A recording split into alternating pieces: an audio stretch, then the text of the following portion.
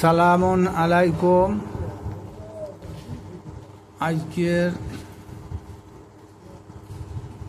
ভাষণের মূল উদ্দেশ্য হল আল্লাহর নিদর্শন। কোথায় গেলে কিভাবে আল্লাহর নিদর্শন মিলে, তার আগে কয়েকটা উদাহরণ দেব। আপনারা যদি জ্ঞানী হন বা রিসার্চ করেন তা নিশ্চয়ই বুঝতে পারবেন।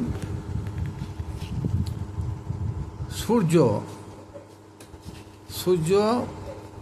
প্রত্যহ পূর্ব দিকে ওঠে, সন্ধ্যার দিকে অস্ত যায়।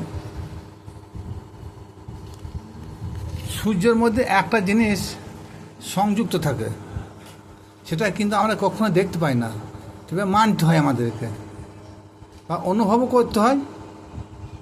যেমন অনুভব করতে হয় তদ্রূপ মানতেও হয়। সেটা কি জানেন?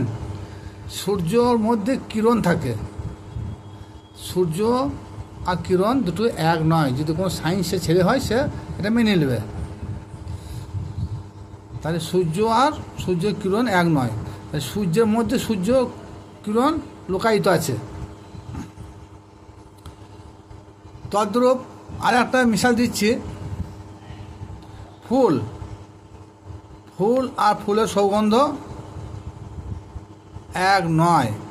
তা ফুলের সুগন্ধি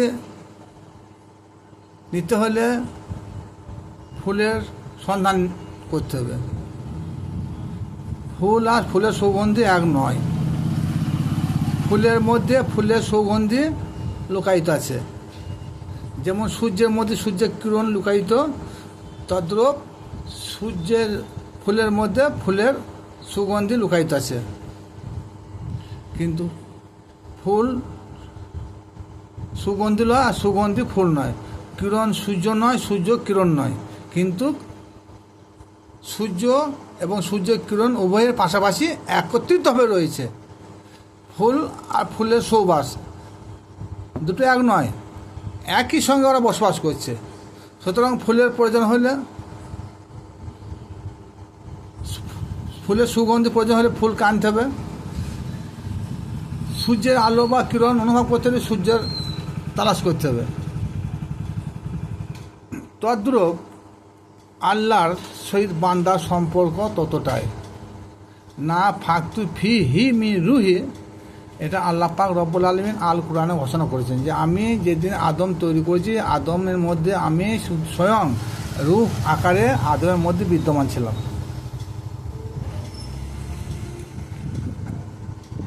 এটাকে গবেষণার বিষয় আছে। এবারে আসুন, যেটা বলতে চাইছি আমি, আল্লাহর সঙ্গে বান্দার সম্পর্ক ততটাই যেরকম সূর্যের সঙ্গে সূর্যের কিরণের সম্পর্ক, ফুলের সঙ্গে ফুলের সুগন্ধির সম্পর্ক, তদ্রূপ বান্দার সঙ্গে আদমের সঙ্গে আল্লাহর সম্পর্কটা ততটাই। আদম ছাড়া বান্দা নাই, বান্দা ছাড়া আদম নাই। যেমন একটা বিখ্যাত হাদিস, এটা সবাই জানে, কোনো অসুস্থ ব্যক্তির সেবা করা, তার মাথা টিপি দেওয়া, গায়ে পায়ে হাত বুলিয়ে দেওয়া। আল্লাহ পাক রব্বুল আলামিন বলেন, ওই অসুস্থ ব্যক্তির সেবা করা, তার মাথায় হাত বুলানো, পা টিপি দেওয়া, গা টিপি দেওয়া, এটা আমারই সেবা করা। পরক্ষণে আবার আল্লাহ বলছেন, কোনো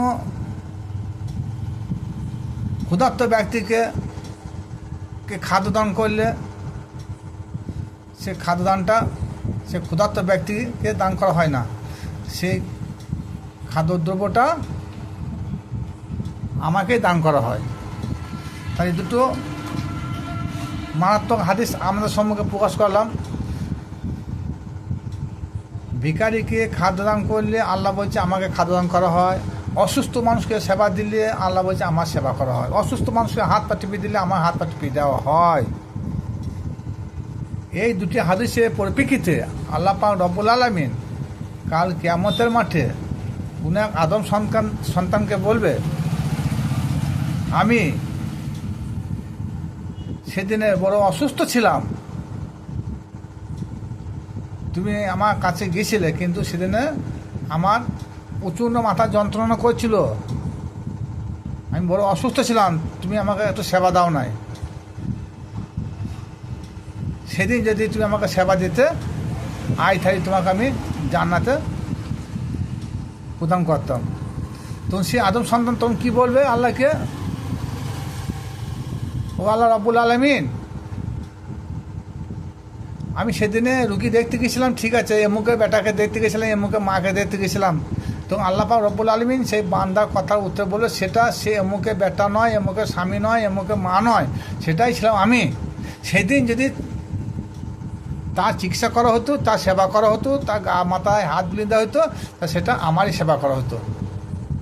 তখন বান্দা হতাশ হয়ে আফসোস করে বলতো, রব্বুল আলামিন, সেদিন আমি তো আপনাকে চিনতেই পারি নাই। তদ্রূপ কোনো এক ব্যক্তিকে আবার কিয়ামত মাঠে জিজ্ঞেস করবে যে তোমাকে আমি আজ জান্নাত দিতাম, আমি সেদিন বড় ক্ষুধার্ত ছিলাম, তুমি বিরিয়ানি খাচ্ছিলে, হ্যাঁ হালুয়া রুটি খাচ্ছিলে, আমি তোমার দরজায় গিয়েছিলাম, তোমরা সবাই খাচ্ছিলে, কিন্তু আমাকে যদি সেবা দান করতে, খাদ্য দান করতে, তাহলে তোমাকে আমি জান্নাতে দিতে পারতাম। তখন সেই বান্দাও বলবে, ও আল্লাহ রাব্বুল আলামিন, আমরা খানা খাচ্ছিলাম ঠিক আছে, কিন্তু একজন ফকির এসেছিল, সে তাকে দেওয়া হয়নি। বলছি সে ফকির ছিল না, আমি সেদিন স্বয়ং আল্লাহ রাব্বুল আলামিন সে ফকির বেসেছিলাম, সেই ফকিরটাকে যদি তুমি এক মুঠি দান করতে পারতে, সে দানটা আমাকেই দান করা হতো, আর তাকে যদি একটু পেট ভরে খাওয়াইতে পারতে, সে খাওয়ানোটা আমাকে খাওয়ানো। এই দুটি হাদিস থেকে বোঝা গেল যে মানুষকে সেবা করলে ভগবান বা আল্লাহ সেবা করা হয়, মানুষকে খাওয়াইলে আল্লাহকে বা ভগবানকে খাওয়ানো হয়, মানুষকে সাহায্য করলে আল্লাহকে সাহায্য করা হয়। সুতরাং মানুষ ছাড়া আল্লাহ নয়, আল্লাহ ছাড়া মানুষ নয়। যেমন সূর্য ছাড়া সূর্যের কিরণ নয়, আর কিরণ ছাড়া সূর্য নয়, ফুল ছাড়া ফুলের সুগন্ধি নয়, সুগন্ধি ছাড়া ফুল হয় না, তদ্রূপ আল্লাহ ছাড়া বান্দা নয়, বান্দা ছাড়া আল্লাহ নয়। এ হচ্ছে আল্লাহর পরিচয়। একটু চিন্তা ভাবনা করে কমেন্ট করবেন, আর যদি ভালো লাগে অন্য ভাইদের শেয়ার ও লাইক করবেন।